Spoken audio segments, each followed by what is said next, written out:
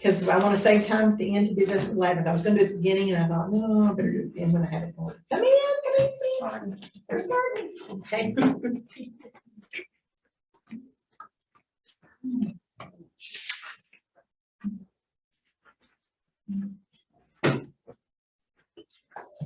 So we're really talking about children's ministries, but mainly what I'm saying is how do we teach the Bible to children, and so that we nurture them spiritually, not just give them information.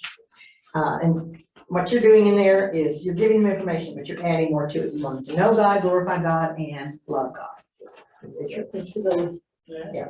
Remind you of our definition. Children's spirituality is it's a quality present in children from birth. We want to nurture their relationship with themselves, with others, and with God. Many definitions also include the world, like creation.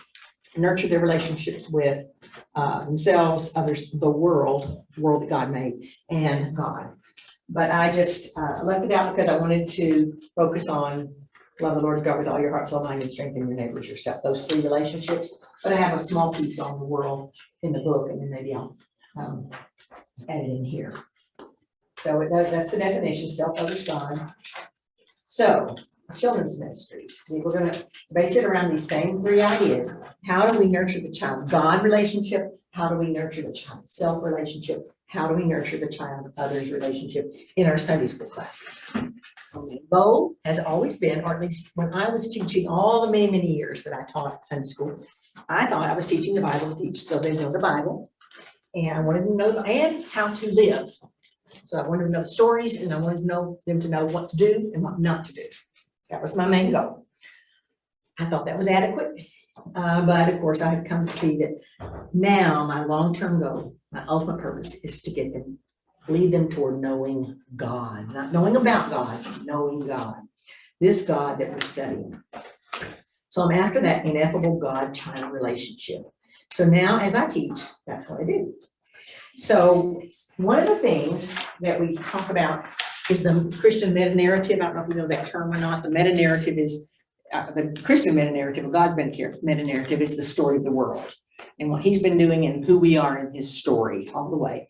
And so we want to teach our children the biblical meta-narrative, but also the meta-narrative that continues, that God didn't stop in Revelation. He's continued. So his story continues all these years. So part of that then is telling and actually teaching these stories. But now as I teach them, I'm always asking, why did we have this story? What's God doing in this story? What was he about? And we're going to practice right now the story I did last Sunday. So the work that I've been given material and I just use it, but I've started changing it now. So we're gonna, you guys are Mary and Elizabeth. You guys are Mary and Elizabeth. Where's your wife? She'll be there. Okay. Mary, Yes, you do. There you go. So you guys can be Mary and Elizabeth. Okay. And Anne, you want to come down here and be her Mary to your Elizabeth? Here you go. And then when your wife comes back, you guys can be Mary and Elizabeth. You'll just have to pray for you. But you're not really Elizabeth. She'll be here. Does she have a copy of these? Okay, there you go. All right. And I'm going to give you just, don't read through it yet. I'm going to give you just a little bit of background. Interestingly, when I found out that this was what it was about, I thought, well, I'm just going to go back and read the passages. And I'm going to tell you a little bit of information that you may not have noticed because I hadn't either. When the angel is talking to Mary, first of all, Elizabeth. When the angel talks to Zechariah, and this is several months before Gabriel, the same angel, comes to Mary. So Gabriel has come to Zechariah and he has said, your prayers have been answered. You're going to have a child. You know, they were old and all this. And so, of course, he tells his wife, and eventually she conceived. It says, and she conceived. She remained hidden for 5 months. I didn't remember reading that. I thought, what's the significance of that? Except maybe she was embarrassed. You're 60 years old. How come you're pregnant? But it says she remained hidden for 5 months. Then the angel comes to Mary and says, you are going to conceive a son, and you're going to bear a son, the Son of God. His name will be Jesus. And Mary says, how can this be? Come in. How can this be? I am not married. And the angel says, well, the Holy Spirit will come upon you, the Spirit will overwhelm you, and you will conceive, and this son will be great, and he will be the Son of God, and he will be called Jesus. And you may not remember this, your cousin Elizabeth is also going to have a child. It's your relative. And she is in her 6th month, is what the angel said. So, it was 5 months, okay. And it says then, and Mary, the next little part after the angel leaves, and Mary made haste to go to the hill country of Judea. So I put all that together and I thought, what's going on here? So we have made a script of Mary and Elizabeth as they meet. And it says, she came to her house and they greeted, and you know what happened. So take a part, one of you be Mary, one of you be Elizabeth. And here you go, Ann. And read it to each other. Read it out loud. Go right ahead. Read it loud. Read each other.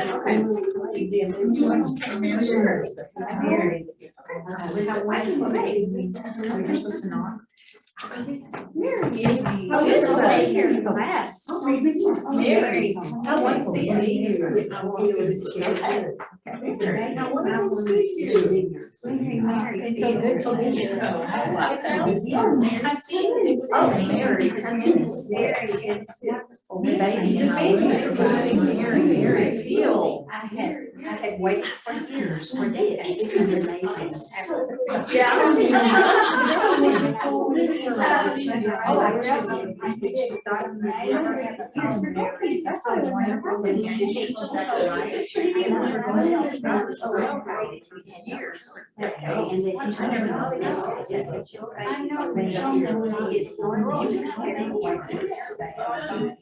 That is what the angel said. Wait for you. But what you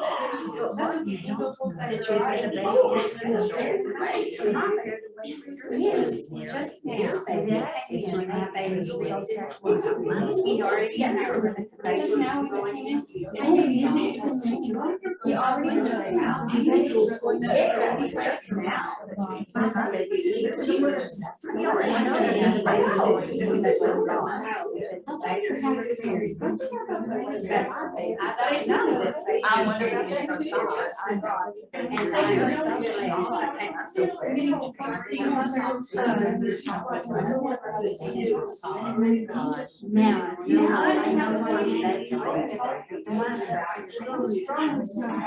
I felt so strongly that I needed to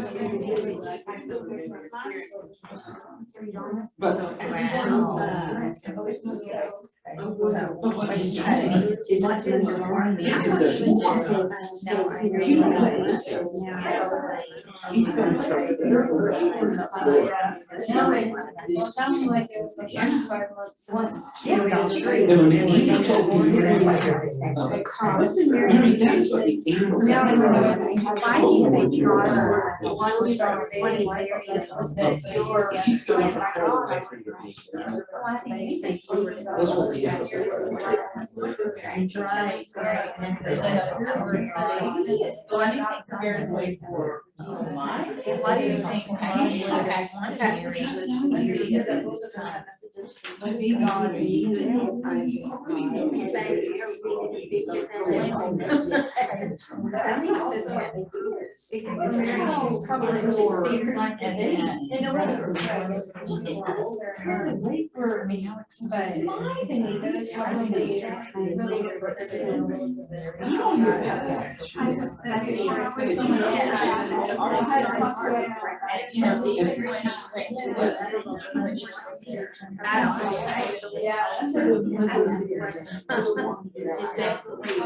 definitely gave her. Now I know why and when I was very strong, I needed this. Can you imagine her? They didn't know it. And she was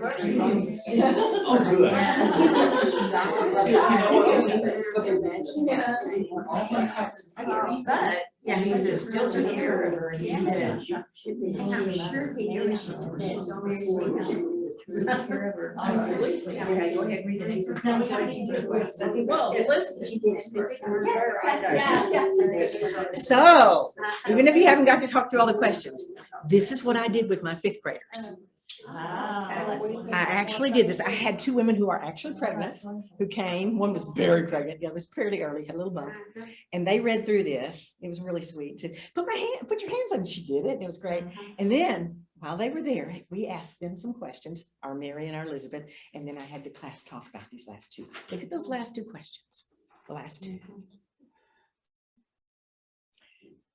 Had you ever thought, why did God even tell Mary about Elizabeth? I mean, angel didn't have to say that. Why? What would Mary have been feeling through this whole season? Just scared. alone, scared. That was the first question I asked. How did Mary feel? And my children had already the week before written down all the things like confused, worried, upset, scared, nervous. Come in. Come in. We've got an empty seat right here. So she would have been feeling all these things. So why Elizabeth? Why would she go to see Elizabeth? Why would he tell her about Elizabeth? I think they both needed to know that it came from God. Who else could they talk to? Well, who else would they, it couldn't happen. And since it happened to them so far away at the same time, God knew. And how long had it been since anyone from God had been speaking to the people of Israel? 400 or 500 years, at least 400, might have been as much as they hadn't heard from anybody, no prophets. And here it comes to this 15-year-old girl and this 60-year-old woman, and they had each other. What does this tell you? It's both a miracle, not just a happenstance. Oh, wasn't that lucky? Yeah. You know, I mean, do you see? This was God orchestrated. The angel told Mary. That is what I'm talking about when I say when we teach the stories in scripture. It's not like, and then Mary went to visit Elizabeth and they greeted each other and then Mary went back home. Okay, what else? You know, yes, that's important. But why? Why was this important? Because God cared about Mary and Mary's feelings. Oh my goodness, how isolated. I mean, would anybody even believe her? I mean, Joseph didn't. Of course, he knew it wasn't his. So, of course, God helped him understand. But even her parents, I mean, they're going, okay. And in those days. Oh, my goodness, yes. But who's she going to tell? Who's she going to tell? Elizabeth. What does this tell us about God? That was my point of the lesson. Not just, did Mary go? Who did she go see? How far along was Elizabeth? How far along was Mary? Those aren't the questions. The questions are, why would God orchestrate this? For Elizabeth, who's going, oh my goodness, nobody's going to believe this. You know, and Mary going, nobody's going to believe this. But they had each other. Is that not delightful? Well, and then the children then can Yes. see that God cares about me in the same way. Yes, of course, that's the next thing. There are divine appointments that we all have had in our lives that we didn't necessarily see were of God. But they are. God is still at work. He is still bringing people together for your comfort, yours, not just, oh, those people over there, but you and you. We haven't really taught scripture like that. We thought, oh, that was Mary, that was Elizabeth. But he still is at work in all of our lives. That's what I want them to eventually see, and that it wasn't just then, it's still today. This is not the way I've taught scripture all my life. I've taught the information and made sure they knew it. But I did ask that next question. What's God doing? What was he doing? Why do we have that story? He could have done this with Mary and Elizabeth and we might not have ever known. But he told us because I think it helps us see who he is. He knew Mary. He didn't just pick a girl and say, oh, that one will do. He picked Mary and knew how she would be feeling and connected her with someone she already knew, an older relative who was going through something pretty traumatic as well. It's changing the way I teach. I hope you're catching what's happening here. It's exciting. So I want to give you a real life example right then. So here are a bunch of stories that I've taught. So the child-God relationship, how do I teach the Bible? Why do I teach the Bible? ask, what is God doing? Here are some of the questions. Here's some stories. So what's God doing? What does this story tell us about God? All right, I'm gonna ask you guys to take, let's see how we got that. We've got 3, 6, 7, 8, 9, 10. Okay, we've got pairs. Nice. Would you pair with our new person? Yeah. Okay, so you two take the first one. The slave girl who was taken from Israel by Naaman. So what's God doing in the story? What does this story tell us about God? Samuel, would you guys take Samuel? Would you guys take Esther? Would you guys take Jairus' daughter who Jesus brought back to life? And you guys can pick Miriam or Eutychus or Joseph. Just pick one. You get a choice. And if you're stuck on one of yours and you want to go to a story you know better, tell me what you want to pick, and I'll let you pick something they didn't pick. Yeah, answer those 2 questions at the top about your story. Best you can. What'd you pick? Miriam. Okay, they picked Miriam. If any of you would rather have Eutychus or Joseph, let me know. Pick another one. Which one? Which story? Oh, that's such a good story, but you don't know well. Pick Eutychus or Joseph. Which one? Slave girl? No, this is during the lifetime of Elisha and Elijah. And she is taken by non-Israelites that steal her and her family. And she's taken into Naaman's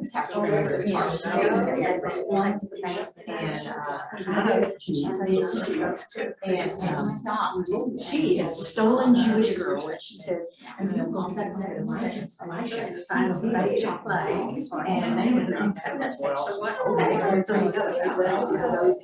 Elisha says, oh, and tells her she's healed. Oh, yeah. And he says,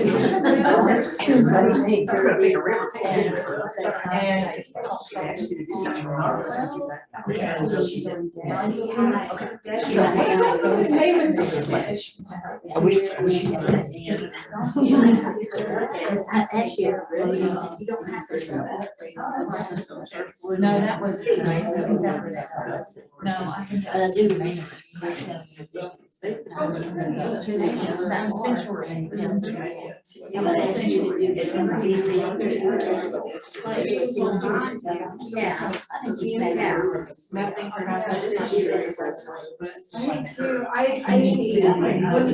I told that story, they don't really hear it.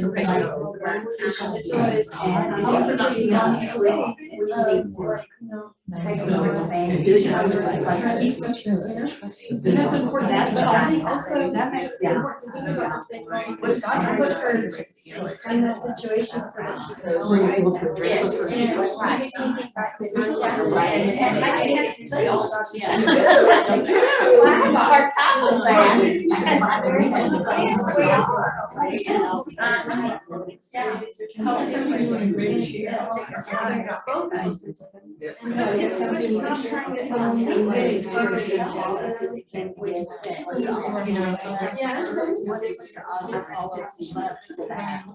Something you can share. What do you think about this?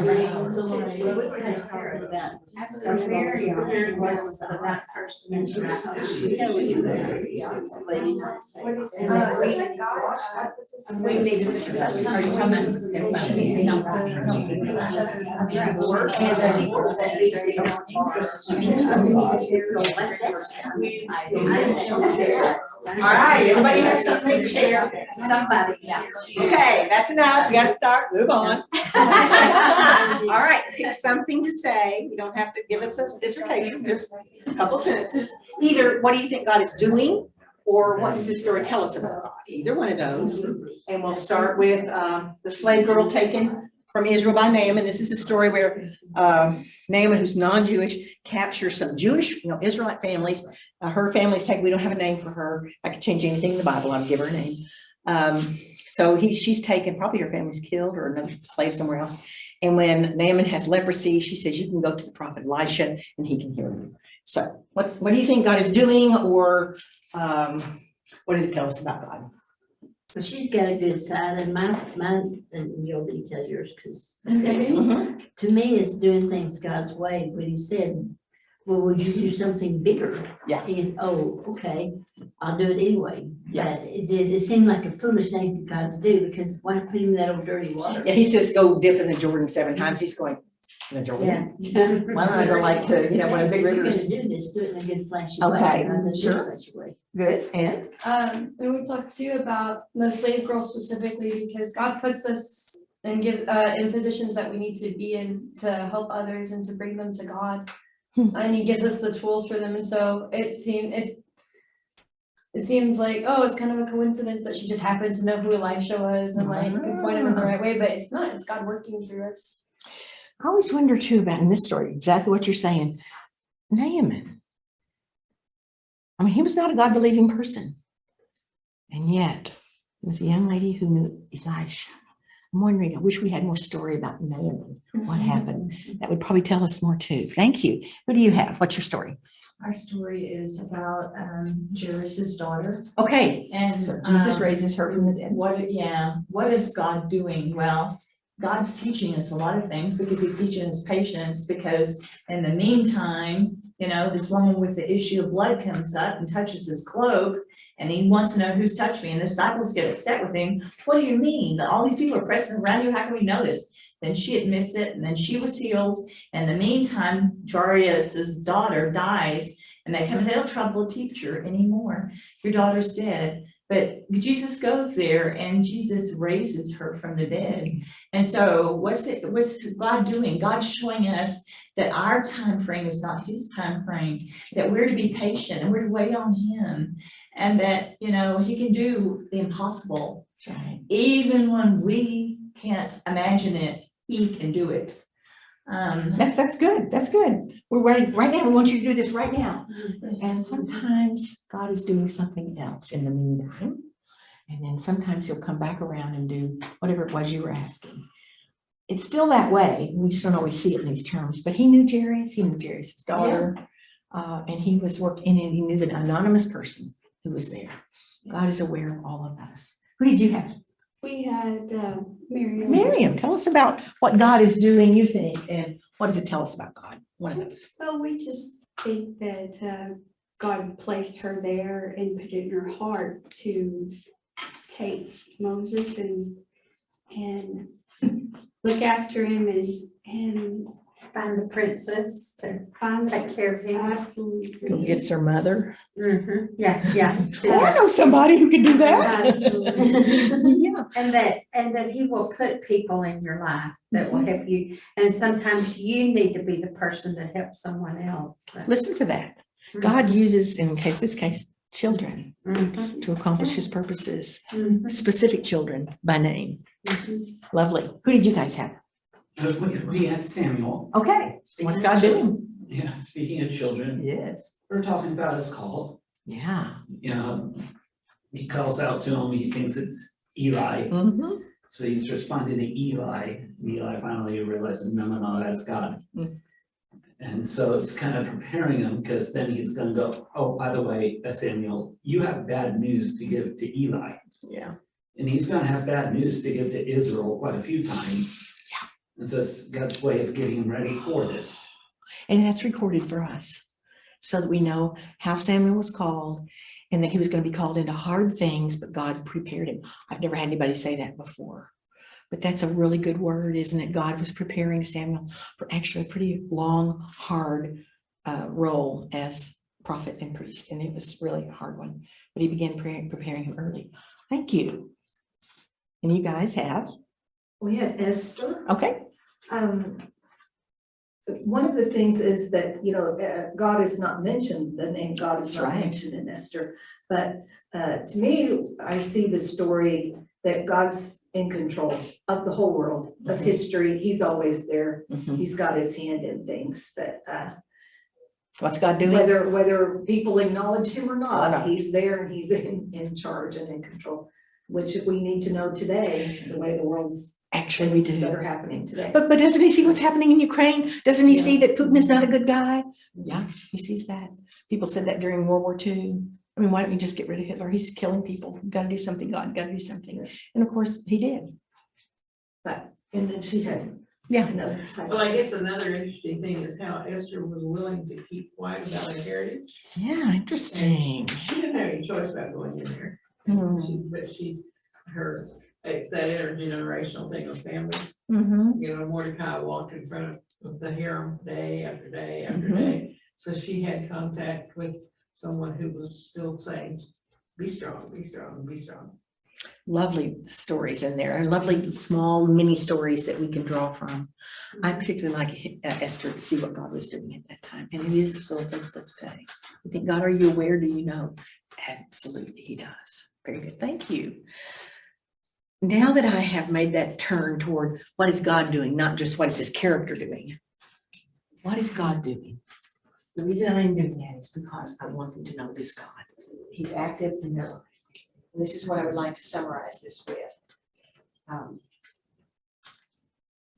The most powerful resilience armor children have, children who know a God who is present, who understands the enormity of what they have experienced, who offers them unconditional love, who is at work bringing about justice, and who's orchestrating healing and restoration, possess the most powerful resilience armor there is. That's why we don't just need to teach them the stories. Stories are good, but it's the God behind the stories. That is what will hold them. And I've already mentioned a couple of times about some serious issues with my parents, with my mom in particular. I'll read you a story from here and you'll hear what I'm saying. Where did I put this? Okay. I don't want to.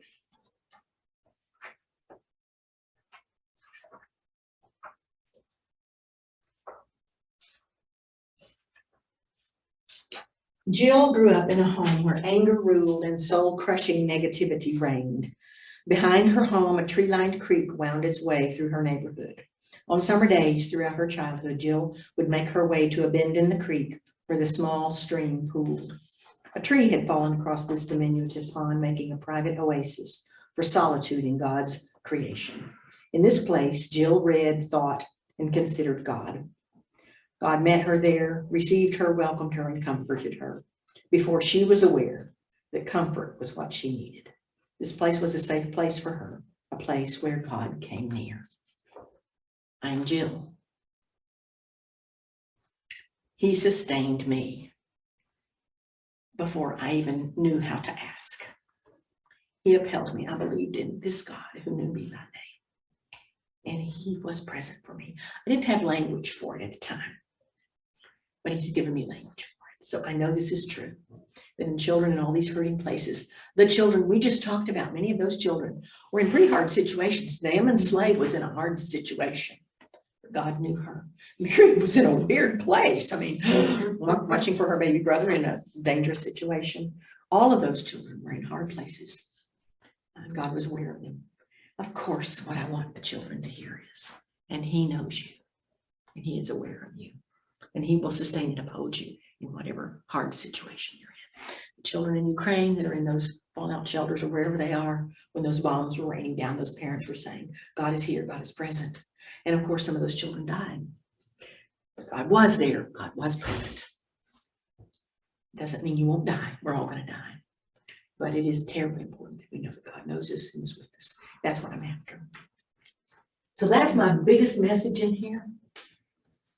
We want our children to know this God who knows them and is present with them. The son-child relationship. I'm going to skip all this, and I'm just, this is the way I've changed the way I teach now. What was Joseph afraid of? If I had been Joseph, what would I have feared? What do I fear now? So I used to just teach about Joseph. Now I'm saying, what if I were Joseph?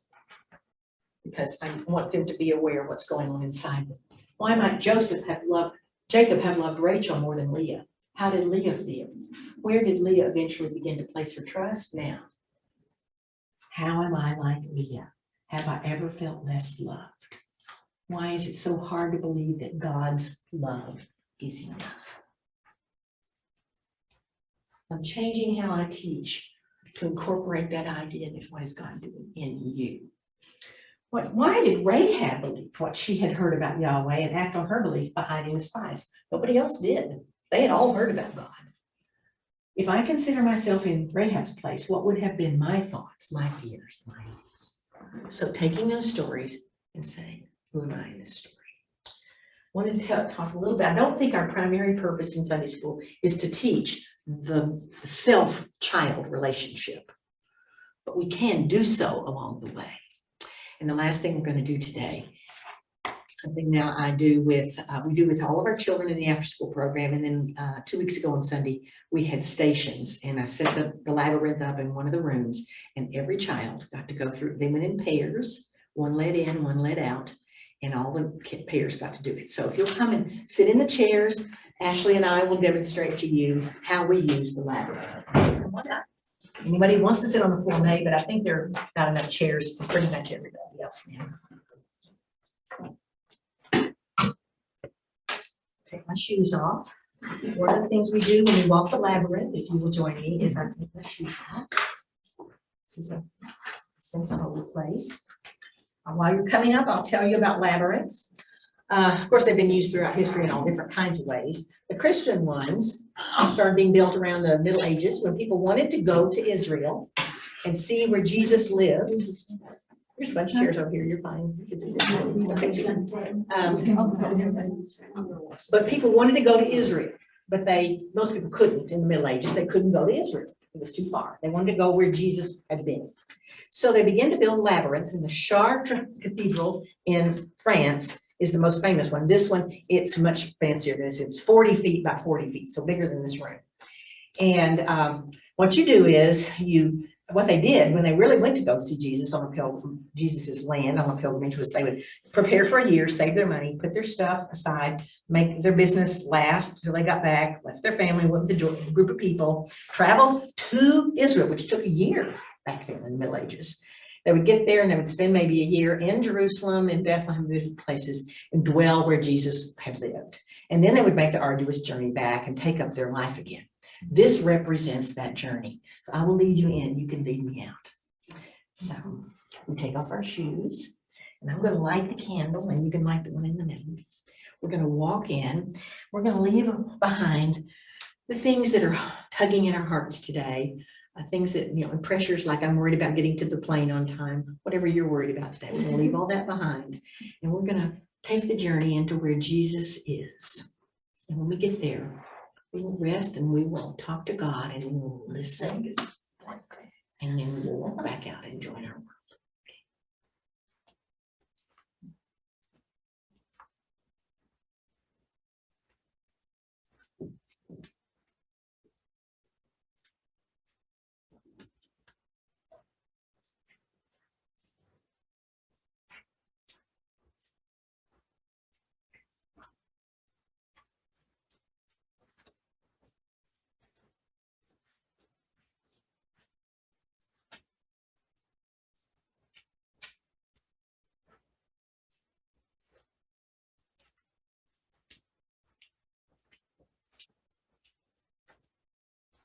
Turn the light on.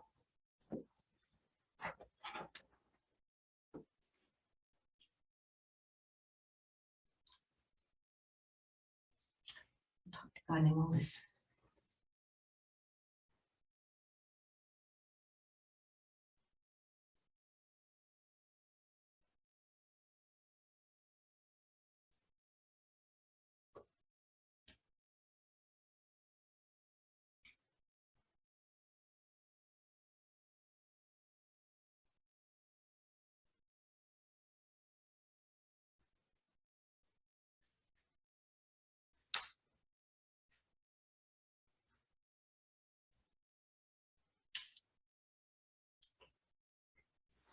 This out.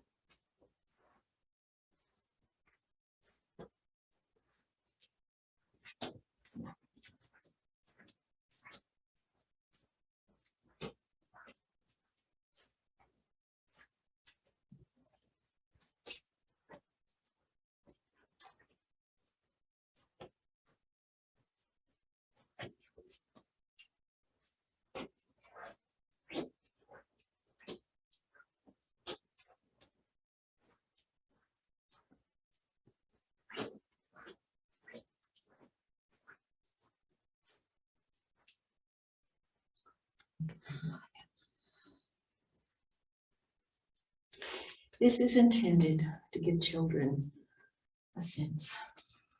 Places where God will speak to you. Places where you can speak in quiet silence. And I'll tell you 2 stories. Yeah, you have a seat. You guys want to sit down somewhere? Okay.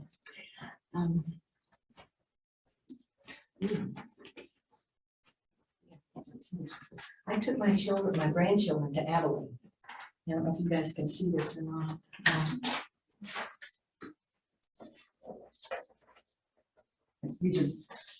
This is my 2nd and 4th. You remember the significance of that? I took my 2nd and 4th with Abilene. This is the labyrinth in Abilene. If I were to change it, I would make some shade. So it is a replica of the Chartres Cathedral one. It is as big as it is, and it's as intricate. So it can take an hour to walk it if you walk slowly. Now, we wouldn't have to. You can walk it quickly. And Brenda, who's a little dancer, just danced the whole way. She just, and Jonathan took it very seriously and read all the words. He got to the middle, and I told him what they could do when they got to the middle. I didn't talk to him after they started. I'll show you a picture. I took 30 pictures and didn't look at them till later. Here's the center. There we're in the middle. They had a different experience in the middle, didn't they? I was aware enough at the time to ask Jonathan. I said, Jonathan, did you like it? What did it feel like? I felt like we went inside Jesus. How did that feel?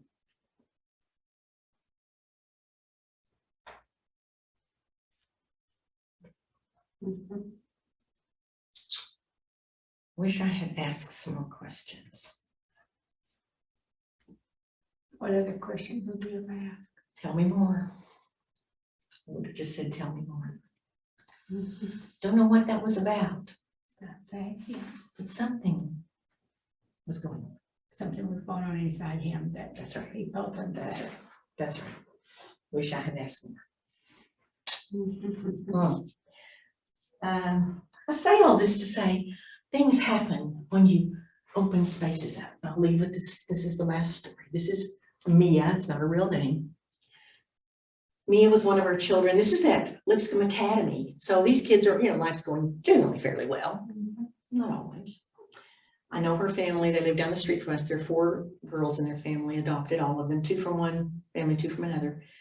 Her mother was diagnosed. Her adoptive mother was diagnosed with terminal cancer about 4 years ago. It was about 2 years before this. Appendiceal cancer. You ever heard of your appendix getting cancer? Strange. By the time they found it, it was too far. She came in the first day like, hi, didn't want to talk about anything important. Well, we're going to do this today. I don't want to. We're going to read books today. I don't want to. I mean, no matter what was planned for the day, I don't want to. So her very wise mentor said, well, here are some options. We could do this or we could do that. And so then she felt safe responding.